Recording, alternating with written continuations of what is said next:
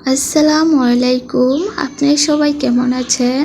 আমিও আল্লাহর রহমতে ভালো আছি।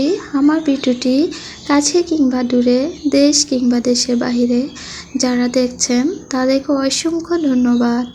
এদিকে দুধ জাল করে বাটিতে বেড়ে নিলাম। শিফা মা খুবই যন্ত্রণা করতেছে, ও নাকি সেমাই খাবে। তো দাদা বলতেছে যে ওকে সেমাই রান্না করে দাও। তো যেই বলা সেই কাজে সেমাই রান্না করে নিলাম। তো আমার দেখা দেখি আমার শিফা মাও কিশমিশ উপর দিয়ে দিয়ে দিচ্ছে।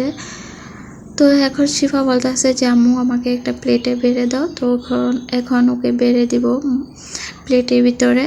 তো সকালে ঘুম থেকে উঠি, শিফাদের গাছে 2টা জবা ফুল ফুটে আছে, মাশাআল্লাহ খুবই সুন্দর। জবা ফুলের পাশে আমি একটা গোলাপ গাছ লাগিয়েছি। আমার অনেক ইচ্ছা একটা বাড়িতে গোলাপ গাছ থাকবে, ফুলগুলো থাকবে লাল টকটকে। ওই ফুল গাছটা আমি পাই নাই। তো একটা অটো করে কোলবালিশ নিয়ে আসছে, দৌড়ে কোলবালিশ কেনার জন্য চলে আসলাম।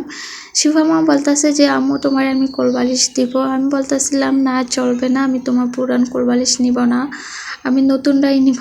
যাই হোক মা মেয়ে খুনসুটি একটু থাকেই। তো এদিকে আমি বিরিয়ানি রান্না করব। অল্প পরিমাণে বিরিয়ানি মশলা আছে, চালও বেশি নেই, অল্পই আছে।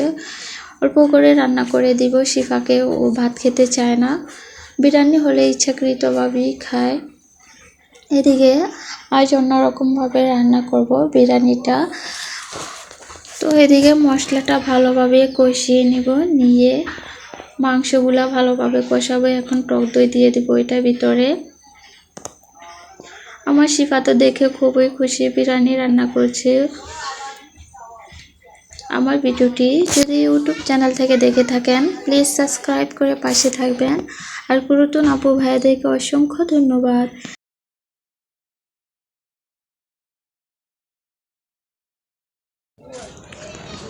তো এটার ভিতরে এখন চালগুলা দিয়ে তারপর পানি দিয়ে দিব। এই প্রথম এভাবে রান্না করব আর কি। মাশাআল্লাহ খুব সুন্দর হয়েছে। কড়াইয়ের ভিতরেই রান্না করে নিলাম। কড়াইয়ের থেকে একটা বোলের ভিতরে নামিয়ে নিব এখন। তো এই যে নামিয়ে উপর দিয়ে ব্রেস্তাগুলা দিয়ে দিলাম, কতটা সুন্দর লোভনীয় কালার এসেছে। খেতে কিন্তু ভীষণ মজা হয়েছে। আজকের ব্লগ ভিডিওটি আপনাদের কাছে কেমন লেগেছে সবাই কমেন্টের মাধ্যমে জানাবেন। আজকের ভিডিও পর্যন্তই। আল্লাহ হাফেজ।